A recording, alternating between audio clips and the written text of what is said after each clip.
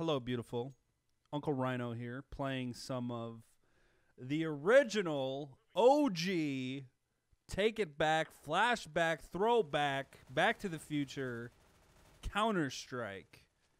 Now, the story of Counter-Strike, for me, I think is a little bit different for some of you. I'm going to say about half of you were probably in the same boat. The other half, you guys were probably still swimming in your dad's balls when I was playing Counter-Strike. Because it's literally been 13 years. Which, god damn, I sound old when I say that. But it's been 13 years since I started playing Counter-Strike. I was in high school. I lived in the mountains. Which, if anybody has ever lived in the mountains, or if you're from the mountains, you know it's filled with fucking weirdies. And when I say weirdies, it's hard to explain. You know, mountain folk, they're a different breed. They just have, you know, I don't know if it's the air, the isolation, whatever. But, so my dad kind of kicked me around. My mom kicked me around. At the time, my mom was living in the mountains. I ended up making friends with, you know, it was a small town. I made friends with a group of guys up there that were really cool. And they just so happened to play Counter-Strike. Now, we all actually played Counter-Strike, except the problem was that none of us had a computer except for one of us, and that was Frank. And I remember the first time I went to Frank's house, it was an absolute shithole. I mean, there was just, you know, trash everywhere. It was fucking disgusting. It was like one of those really awful fucking shows of hoarders where there's like, you know, living creatures in the boxes and shit. But the first time I walk into Frank's door, Frank's dad looked square at me in my eye and said, "Bullshit!" Like, he literally yelled at me. He yelled bullshit at me. I got fucking freaked out, dude. Like, I panicked and left. I was like, fuck this, dude. Like, I ended up calling my buddy up later and being like, dude, I came over to your house, but your dad yelled bullshit at me, so I left. He said, don't worry about it, dude. He's just like that. Come on back. I go back to Frank's house, open the door, walk in, and sure enough, his dad yells bullshit at me again. I'm thinking, what the fuck is this guy's problem? You know, like, what did I do? I never met this guy in my life. You know, talk about first impressions.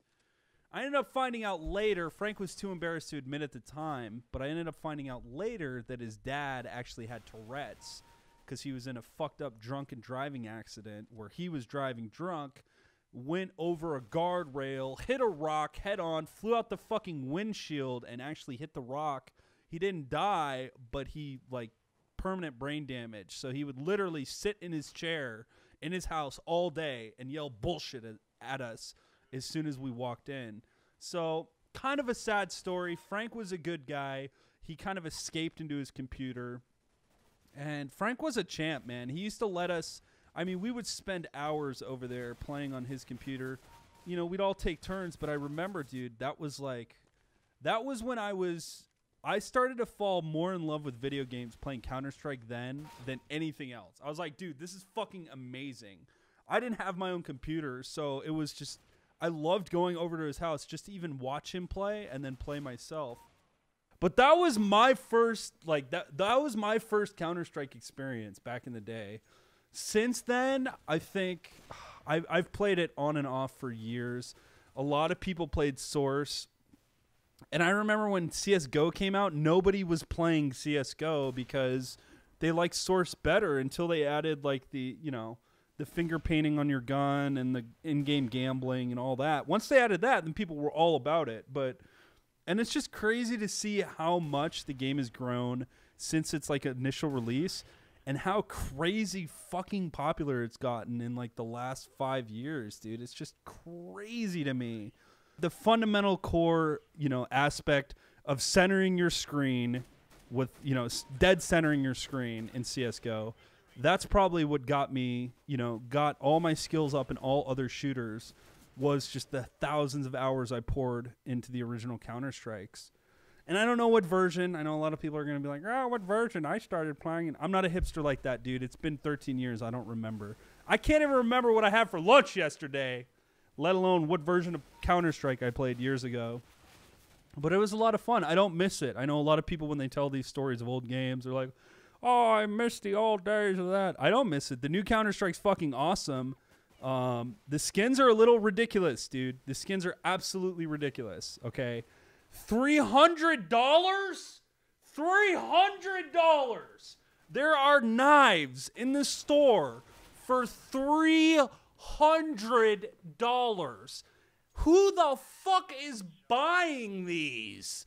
Okay, like, if you're like Dr. Dre and you're like fucking shitting money out, like you literally take a shit and like wipe your ass with like a $100 bill, okay, you can buy these knives, but it, like, dude, $300?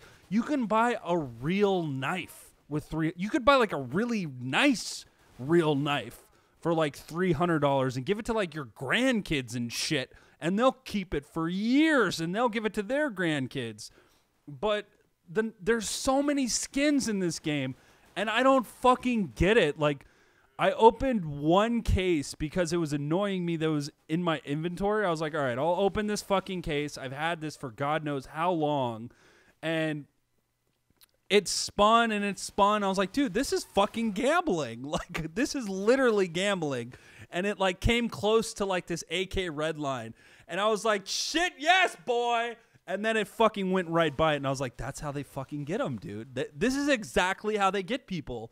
It's literally like the fucking spin the wheel gambling shit, dude. I don't know, roulette. I don't know, fucking slot machines, name it. And it's just crazy, man. It's crazy. And that's also probably how they get other people too, is they give them all these boxes in their inventory. And they're just like, here's a bunch of boxes. Oh, wait, you got to buy the key for $250.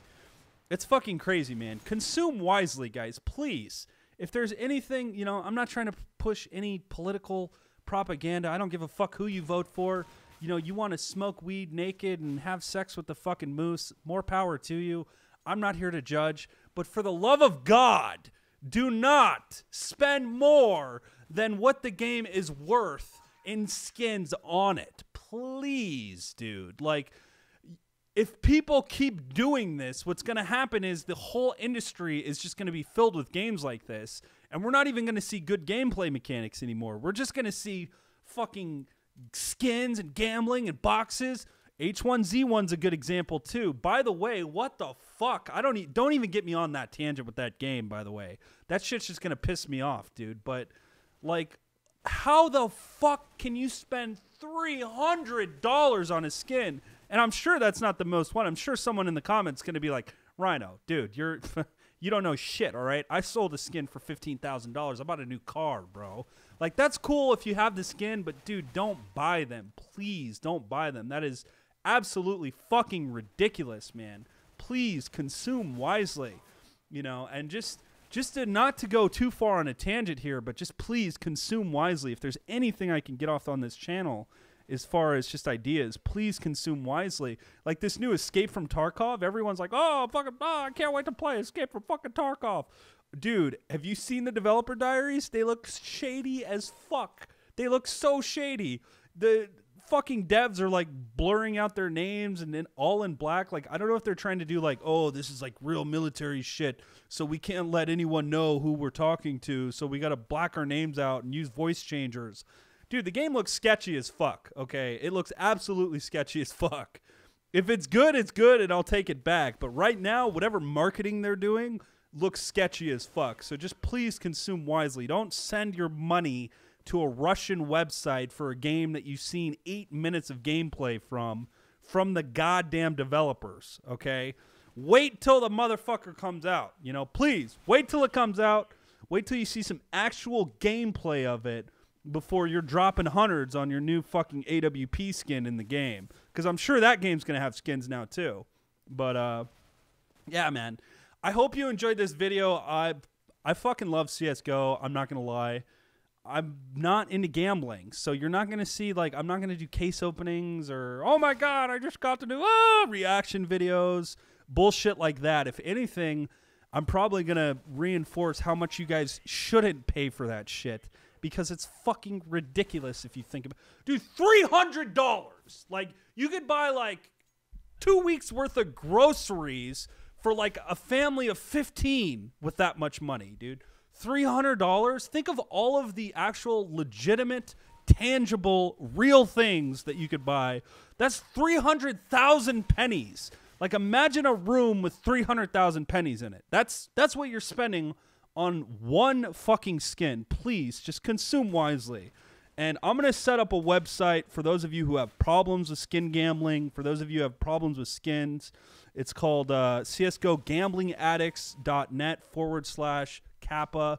Make sure to check that out, and you guys get some fucking help, dude. Stop fucking our industry up, because it's honestly your guys' fault. There's nobody else to blame. Gaben's not buying all this shit on himself. He's coming up with these ideas, and people are buying them. And because of that, you're just reinforcing their fucked up ideas of how to make money in games. So please consume wisely, guys. Please. Please. I love you guys. I'll see you in the next episode.